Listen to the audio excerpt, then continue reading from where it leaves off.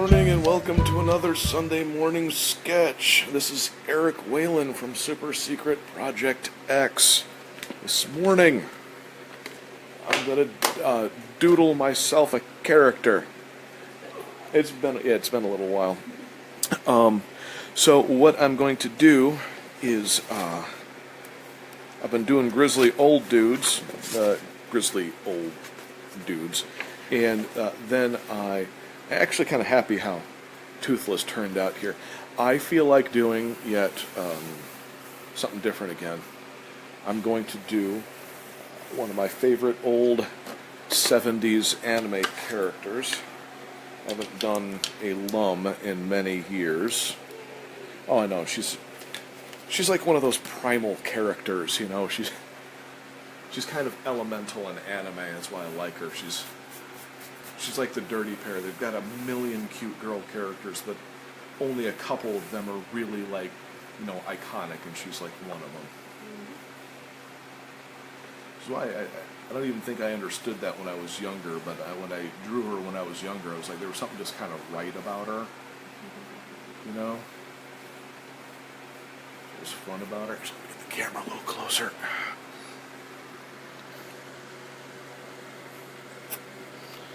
Ding. There we go.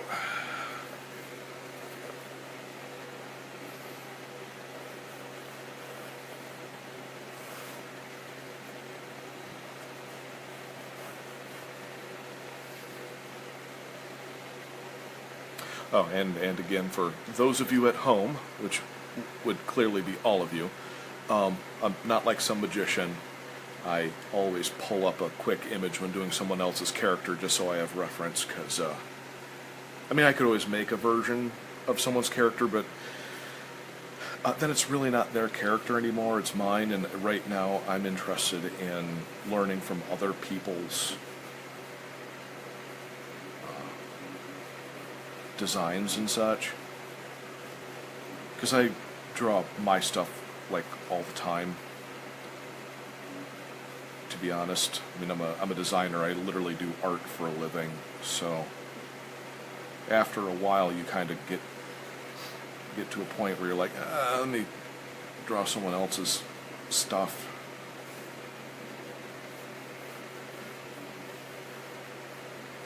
When I first started Sunday morning sketch, I was doing my stuff, and I think at some point I'll get back to it. I think I'll end up kind of changing things around from time to time.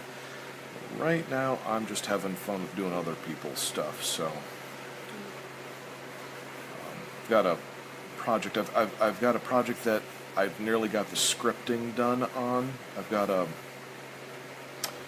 pilot episode of a series called The Brutarians up on YouTube, and it's pretty good. So I decided to finish off the first season. So I'm almost done with scripting that. So I have a feeling that once I get into that, I may end up doing some of that work, because they all have cover images, so I may end up doing some of that work here. I'm not sure. I need to see how I'm feeling, because honestly, well, for example, I did Popeye a number of episodes ago, and that was actually way more fun than I thought it would be. I thought it would be fun, but I really ended up enjoying that. One of the reasons I like doing a lot of the fan art stuff, because it is fun to do. Well, then that's, well, it's true, and I've got nothing against fan artwork, because clearly I'm doing it right now. My problem is it feels like a crutch or a trap for some people, that they don't go in and, like, develop their own personal design skills too much, because they kind of go like, I'm going to draw blank character over and over and over again. And to me, that kind of feels like a trap, because there's this one dude, I can't remember his name, I just remember his face from years ago, and I saw his sketchbook, and by the way, wow, the dude was good. It was really, actually, it was really funny. His pages and pages and pages and pages of it was boobs. I know, which, hey, you know, I don't judge. But the thing is with those particular shots, I was looking at it going like, I can't place my finger on the original artist, but it was quite clear he was replicating this guy's work, and he was doing it so well that I was going like, wow, dude, you nailed it. So I'm kind of hoping not that he got out of it as much as he then did his own thing and used that as like a learning tool. Because if to this day he's still just drawing pages full of boobs, I'd be like, really, dude, I like the boobs too, but really, what now? The boobs are awesome, man, but you gotta move on. Well, not only that, but you got to do your own thing, and if your own thing is super similar to somebody else's, that's totally fine. I'm just simply saying that there comes a point where one needs to become like their own artist. There was a forum that I was on, haven't been on it in a while, but I was a member of. But one of my favorite artists kind of popped up, and she would pop on every once in a while. But this girl comes on with almost a exact replica of this other artist's style. And for a while, people thought that it actually was the girl just going under a different name. And the original artist comes on, she's like, hey, hello, just want to let everybody know this is this is me, and this other girl, she's kind of like I'm either mentoring or something of the fact, but she's like, yeah, she's just following me, kind of, it wasn't like a creepy kind of thing. It's like just that you're just letting people know, hey, this is not me. Yeah. I'm me, and this is her.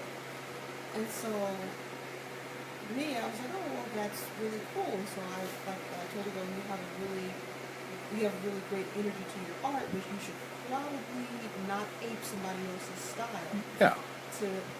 It's what she did was really, really good. Like, to the point where people were mistaking her for the other girl. But I was like, do you want to be known as this girl's clone, or do you want to be known for your own stuff? And I can actually respect somebody who basically wants to be the artistic version of a ghostwriter. Mm-hmm. I mean, I get it. There's a million kind of artists, blah, blah, blah. I mean, I get it. And I'm totally cool if somebody just wants to draw, like, Dragon Ball Z artwork or something their entire life, or wants to illustrate in the Pokemon style, and they just want to draw Pokemon. That's completely fine. I'm not remotely judging.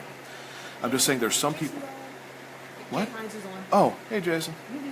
I'm just saying there comes a point where some people are so skilled that I see it as being ashamed that I'm like, I want to see what you would make. You know what I mean? Like, what? It's like, I get it, you're a fan of blank, but what if you, like, Sailor Moon, you're a big fan of Sailor Moon, I get it, but what if you did a magical girl series? That's where I'm coming from, where I'm like, I'm not judging anybody, I want to see what they would do, because I've already seen all these characters and stuff. And believe me, I'm totally not judging. This is coming from sort of coming from love, like, I want to see what you would do. I've already seen Goku. I've already seen, I've seen this. It's like I kind of want to see, like if somebody did Dragon Ball Z characters, I kind of want to see, like, what they would do it in their own style. So, I mean, I've seen, shoot, what is the name of the artist that does Dragon Ball Z? Thank you, Toriyama. I've seen his style. I get it. I 100% understand it. It's that I've seen it. It's like, and I know you love it. I just want to see somebody else do something else with it, or I want to see, or I just want to see new. Sometimes it's just a matter of, I got it. You love Manzinger Z. It's awesome. Or Transformers. I get it. You love Transformers. I ain't judging.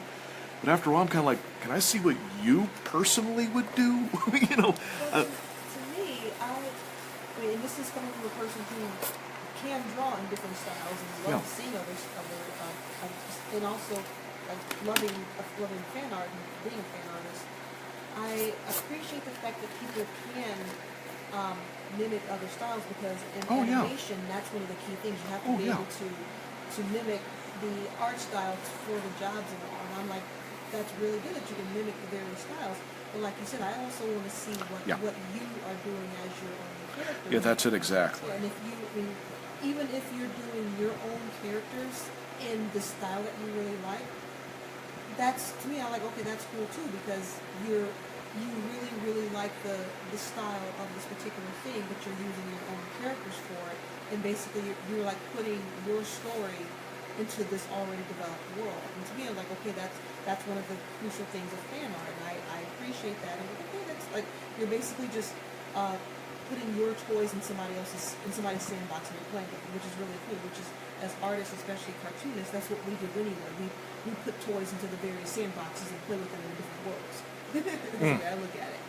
So it's like when you have people who do mimic different styles and all, I'm like, okay, that's really, really cool. But like you said, also show me what you can do as far as that Yeah. cartoon stuff. I think that can be really cool also. Yeah, to me, it's sort of the whole crutch mentality where it's like, no, I get it. You love your thing. I'm not even arguing that. You got a right to love your thing. You know, you want to do it, but after a while, you're also like, you realize at one point in time, the person that you're kind of artistically worshiping was not doing what they're doing now. They were mimicking other people. And if you really love like what this person is doing, you need to kind of, in my opinion, take the same leaps that they took. You know? And when they take those leaps, it's because it's like you've got a beautiful egg, but it hasn't hatched yet. I want to see what's in the egg. You know, and it's so tough because it's like I don't ever want to judge. It's like our friend Dave does a buttload of Transformers artwork. I think it's like his go-to place when he just wants to do artwork, which is fine. I've got similar. I usually draw like sexy space women or something where, you know, just nothing where it's anything original. I far more find it interesting when I see the stuff that he does that isn't that. It's like, oh, it's, you know, he has sort of these like kind of dark comic book actiony sort of stuff, and I find that much more interesting. Well, to be fair, a lot of the Transformer stuff that he's done, he does for commissions and stuff. Does he? Okay. Yeah, he hasn't done a lot of the Transformer art before because he himself says that it just takes a lot of work and all that, because that's a lot of work. Yeah, I was about to say, because Transformers, old or new school, is so detailed that you've got 1,000 little boxes and squares and cylinders and stuff. And even with that, it's like he does it because he loves it. I'm like, dude, I will not fault you for that because he does really great work when he does it. So it's like once again, you do you, boo. It's all good. Yeah. Oh yeah. He does it. It's really beautiful work. So I'm not going to fault him for doing that. But he himself he's like, yeah, he doesn't do as much. So. yeah, and I ain't judging. I'm just simply saying that I see so much of that out of him that after a while I'm like, oh, it's another one. And I get he's making money, blah blah blah. It's He hasn't done much of it. well, the last several things I've seen him do was like Transformers stuff. It's just that at this point I'm like, I just want to see artists like do their own thing, because it's like, how many times have I seen Superman? I don't care how good someone is at doing Superman. After a while, you're like, oh, he's Superman again. It's like the movies. It's like, who cares about the new Superman and Batman movies? I mean, it's fine that you guys enjoy it or whatever, but I end up like looking at it going like, oh, it's these guys again. You know, it's like I'm thankful the new Spider-Man movie didn't kill Uncle Ben again. It's like, yeah, I got it. You know, with great power comes great responsibility. You've driven this into our head for the last, 4 movies, 5 movies. I'm glad they didn't do that. I'm like, who doesn't know that Uncle Ben dies at this point? I mean, for God's sake. Well, somebody's having an emergency.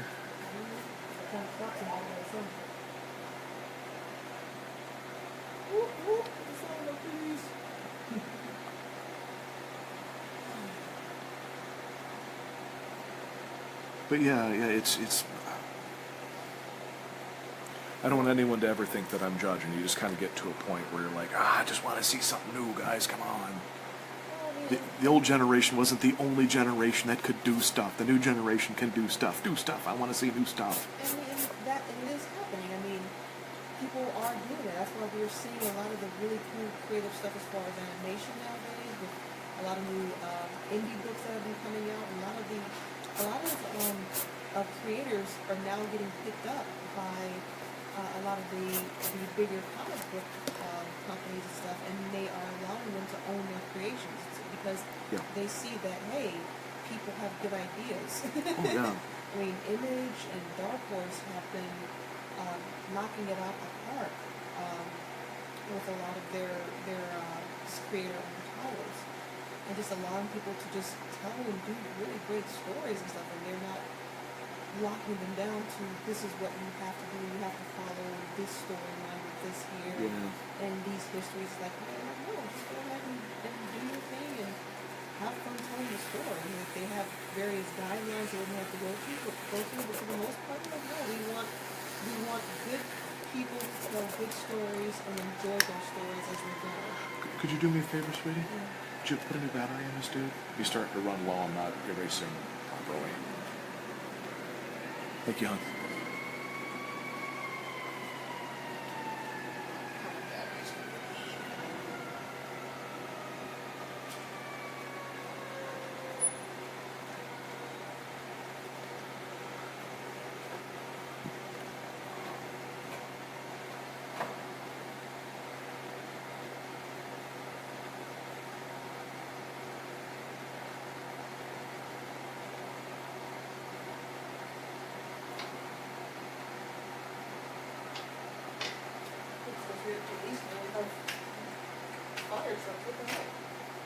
What up? So first we had police car, now we have fire trucks going on.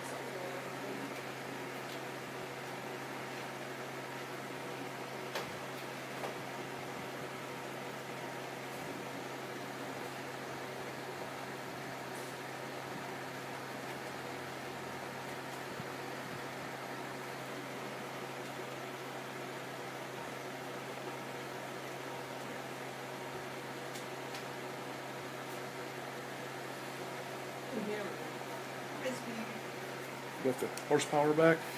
Oh yeah. Yeah, hear that little bugger hum. Oh, like the dentist. There we go. Mikey just joined. Yay. See, that's what I need to do to get people to show up. I need to disappear for a while, and then they're all like, I need me some vitamin A. And then they come in and... Wow, did I just turn myself into a vitamin? Yes. I should probably stop doing that.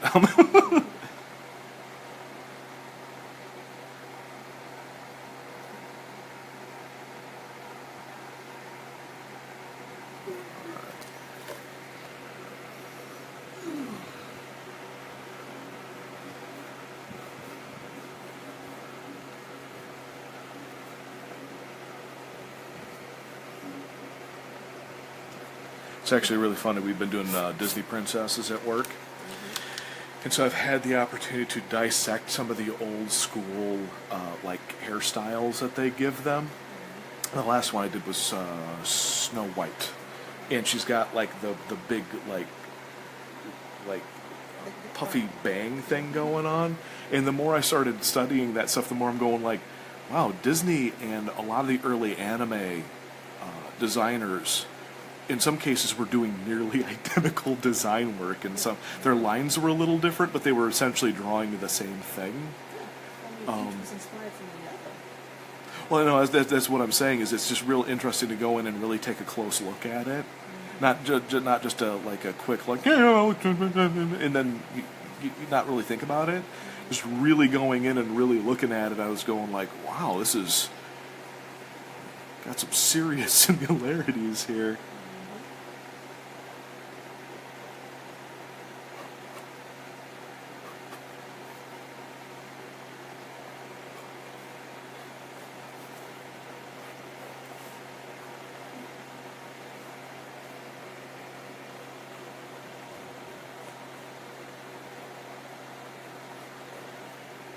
There we go.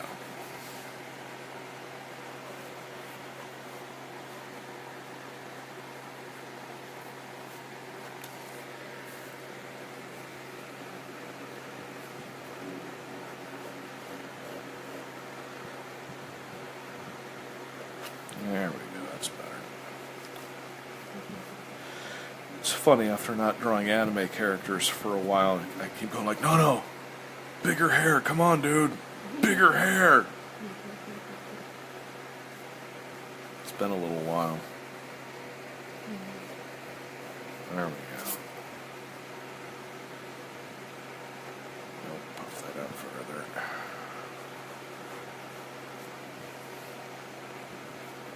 Further, taller, fuller. Nope, not describing LUM, describing her hair.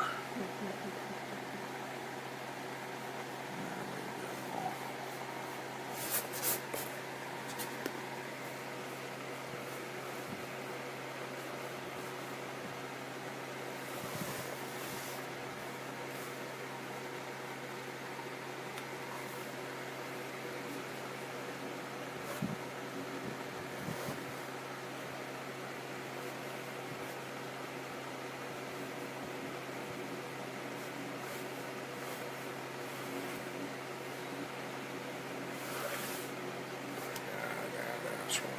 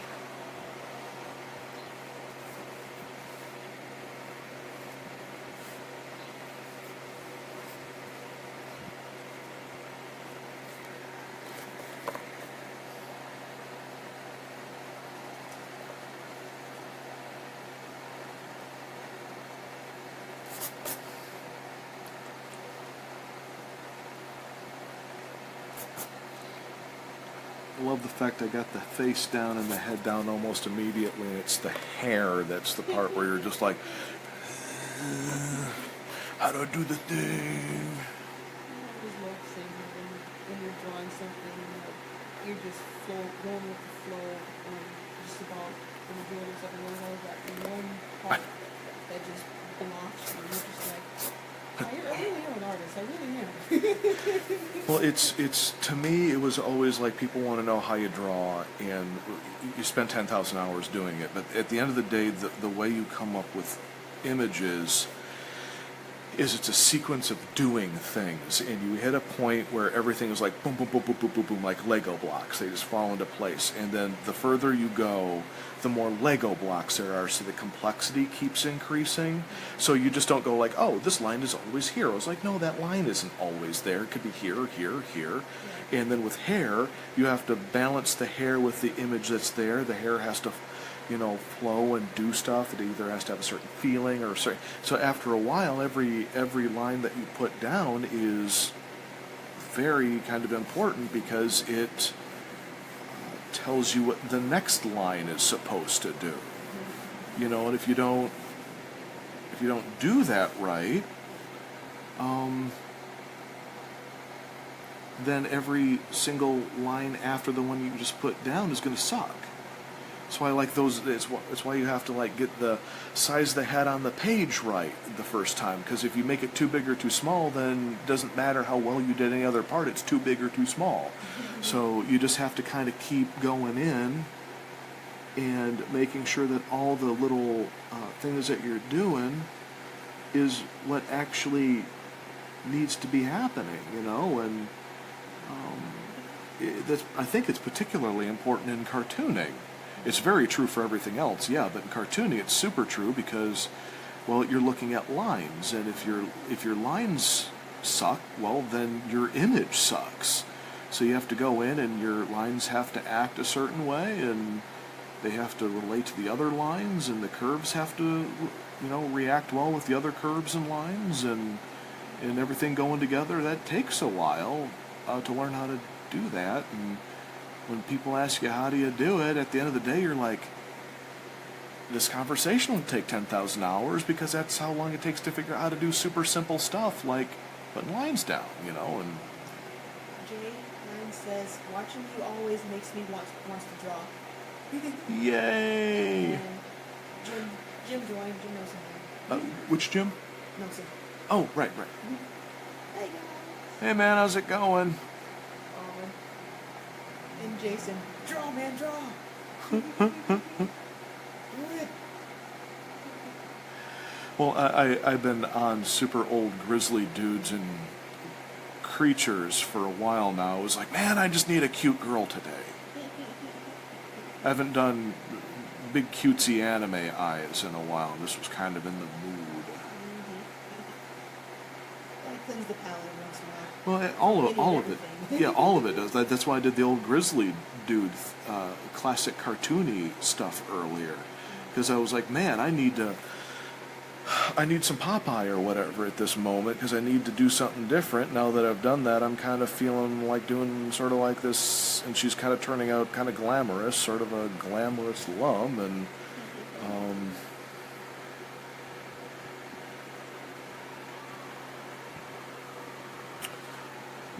yeah, after a while, I think you'd get tired of pretty anime girls, and you got to go and do orcs or something for a bit. Except for the guy who had the sketchbook of boobs. Well, that's what that's like literally it. I'm like, that's why I'm hoping that dude's other sketchbooks, like he never let the boob thing go for, but then he also got into, other stuff. I mean, for example, if he just then had a whole sketchbook of like, big, beefy muscle sketch guys, then you can at least go like, oh no, he's doing anatomy stuff and he's not just transfixed on boobs, I mean, I get that. I mean, my phone is filled with primarily, other images. I've got like object images that I pulled, but I've got a whole lot of like several female models that I follow, different body types, and then several like beefcake models where you end up going like, oh, what does the muscle look like? And you go like, I gotta show you some dudes, kind of a thing. And it took me a while to find a good one, and as it turns out, the gay underwear model community is really good for that. Shock, But once I found that, well, no, it's usually when you type in muscle, you get the big roided out, beefy dudes where like their veins are the size of like garden hoses and stuff, and you're like, okay, this is good for like creature work, but I need muscle. I don't need, like a living weapon-sized muscle. So when I found the gay underwear model group, I was like, oh, no, these dudes really know how to take care of themselves. You see all the muscle groups, and they're not too oversized, and you can go like, oh, I see all the muscles running in around the ribs there, and you're like, oh, this is way more helpful than the Arnie-sized guys were. Those dudes are great for barbarians, but shoot, even some barbarians aren't as big as some of these guys are, and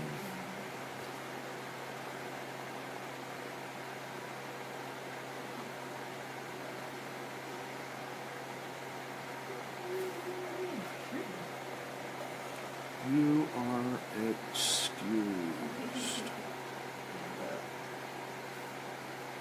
Sleepy. There we go. I knew that wasn't looking right.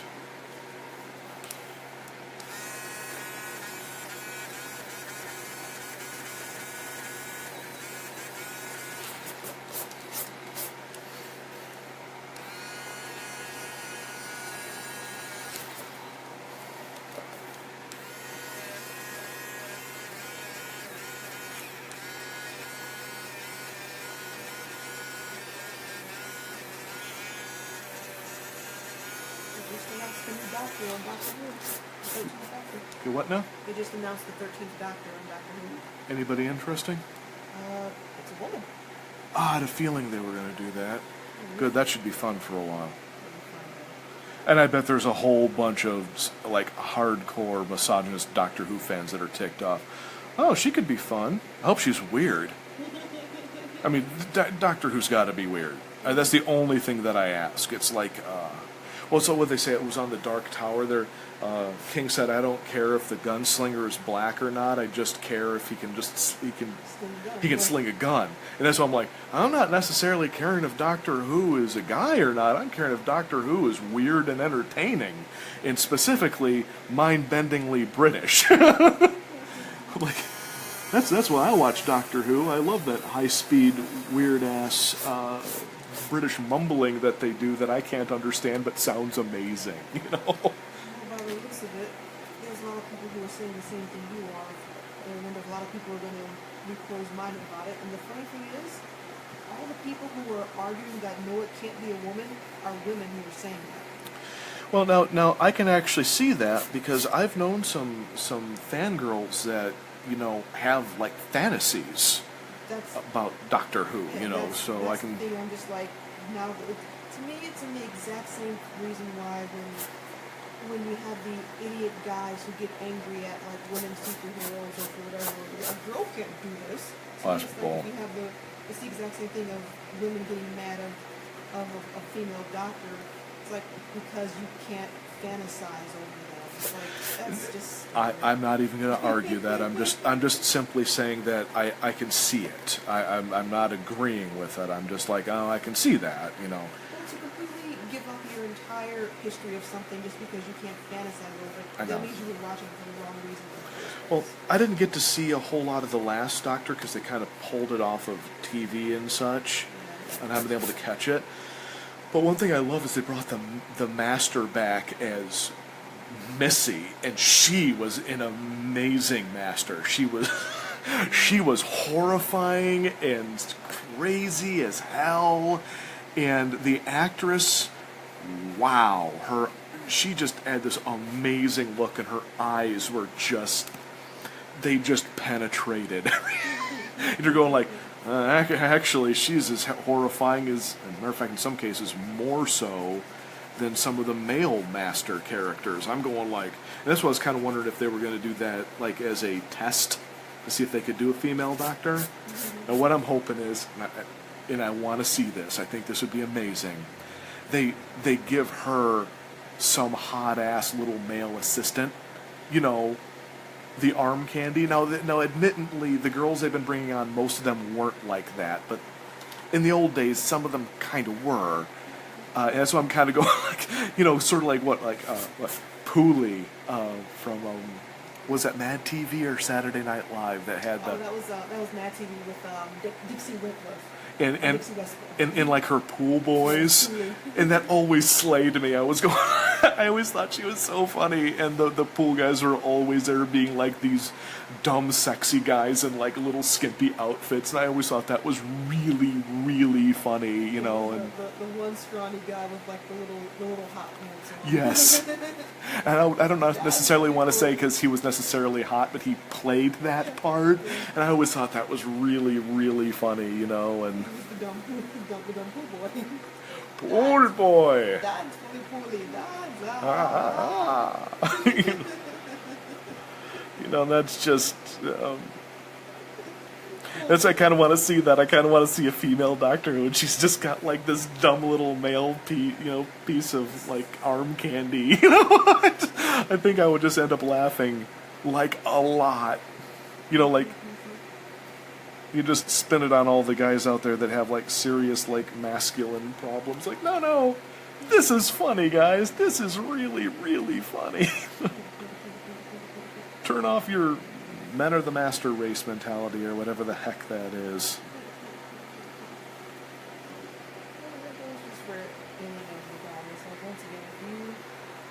If your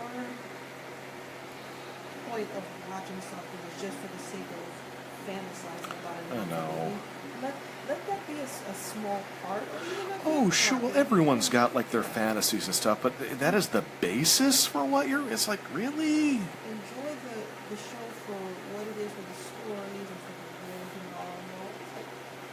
once again, like, if we didn't have a lot of the other stuff, then we wouldn't have a really fun fan fiction community and the fan art community and all that stuff. Bringing it back to our original discussion.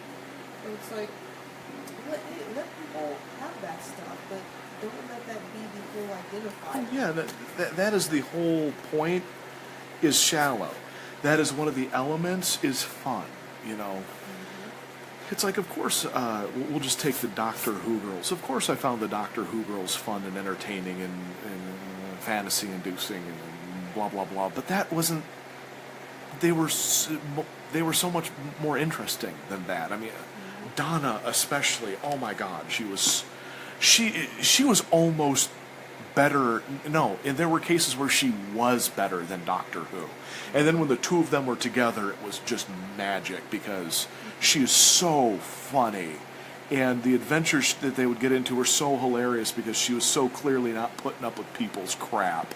And it was great. And then you got some of the others, like some people have issue with like, Billy Piper's character or, I'm having a hard time remembering their names. It's been a while since I've watched Doctor Who, clearly. But some of them were liked more than others, but they were all... What? Donna? Donna was the older redhead. Okay, I haven't watched... You're a fan, and I've only watched the stuff that you've shown me. So. Okay, no, she'd do these great moments, like the first episode, if I recall correctly, that she was in, and Doctor Who was just basically, yeah, it's like, I just want to have a friend along on the journeys, I just want a mate. And she just goes like, you want to mate? You know, like the alien's gonna put eggs in her or something. And it was really funny, and she completely, and then he's like, no, I want a mate. And she's just like, you're disgusting, and oh my God, she was so hilarious. So you know, there's so much more than them just being fantasy girls, you know. I mean, the best of the Bond girls, and the Bond girls are fantasy girls. I mean, that's by their definition. But the best of them did other stuff, and there were early ones that were more than just fantasy girls. Like, I wish they did more Pussy Galore, but she was a great one. I mean, you know, she participated in the plot. She just wasn't a girl that Bond slept with. You know, I mean, I get the fantasy girl thing or the fantasy guy thing. I get it, but you just need more. I'm sorry for the people out there that don't think you do. You do. Or else it's just a pair of boobs, or you know, big man package or whatever, and you're like, okay, that's. I mean, yeah, I see what you're doing there, but people like, we need more. I'm sorry, we just do.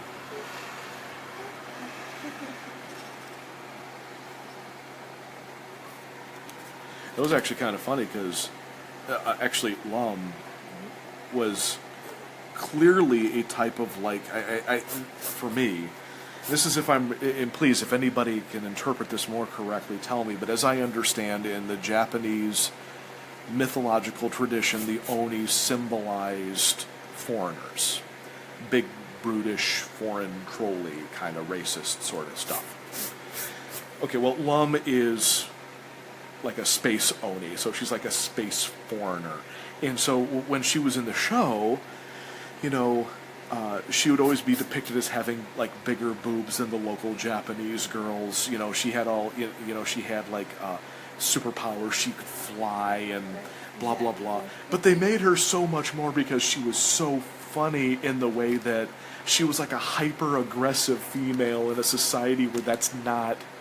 Which is actually funny because the other major character was also a hyper-aggressive female, but more in a like traditional Japanese way. And then when Shinobu wouldn't get her way, she would just pound the living crap out of people. God, that was a good cartoon. It's so funny. But with LUM, it's what I really loved was she was so clearly throwing herself at this idiot that she fell in love with.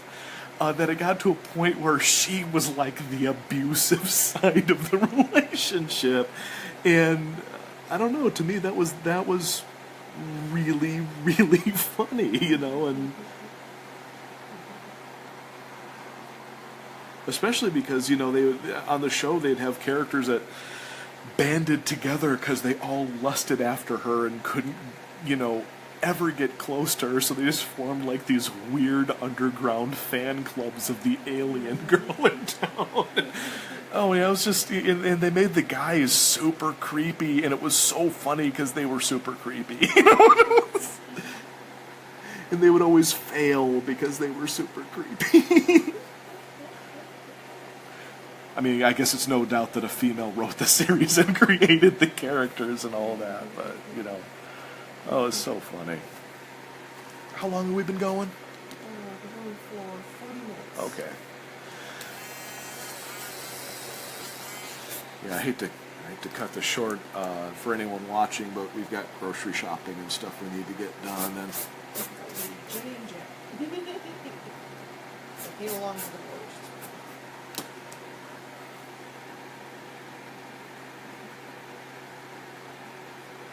let's get it to a more completed point, and we should be wrapping up here.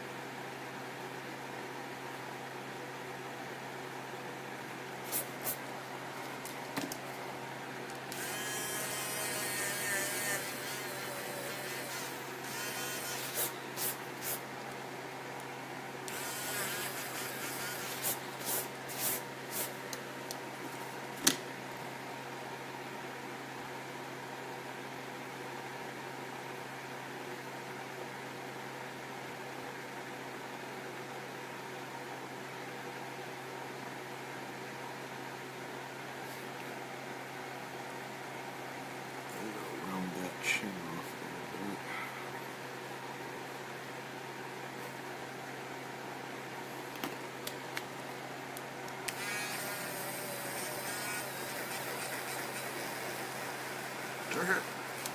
Man, I got the lead into there real good. Look at that. Can't even erase that. Oh well.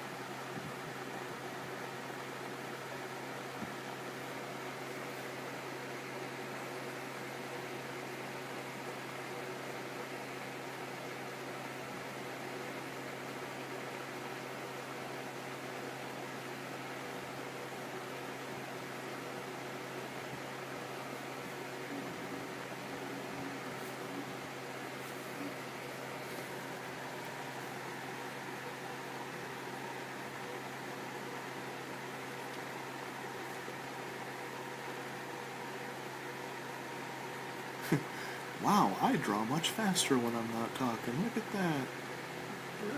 I know. Of course you do, you idiot. Shut up and labor.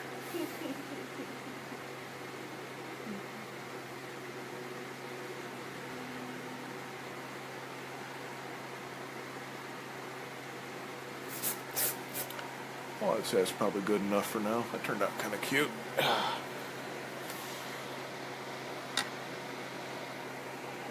I could spend much more time on it, but I think I got the essence of it down, and that is the point of a sketch. It's not Sunday morning full-blown illustration, because if it was, I'd drive myself insane. Probably because I'd be drawing for hours and hours and hours.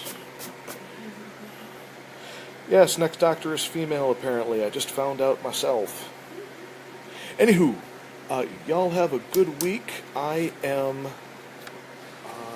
gotta go do adult stuff now, which sucks, but it's part of being an adult, unfortunately. So, we get all... I'm gonna do my Mr. Rogers thing and put my stuff away. I'm thankful I didn't decide to wear a sweater and put my sneakers on. Won't you be my neighbor? Alright. Everyone have yourself a good week, and I will catch you next week. Have a good one.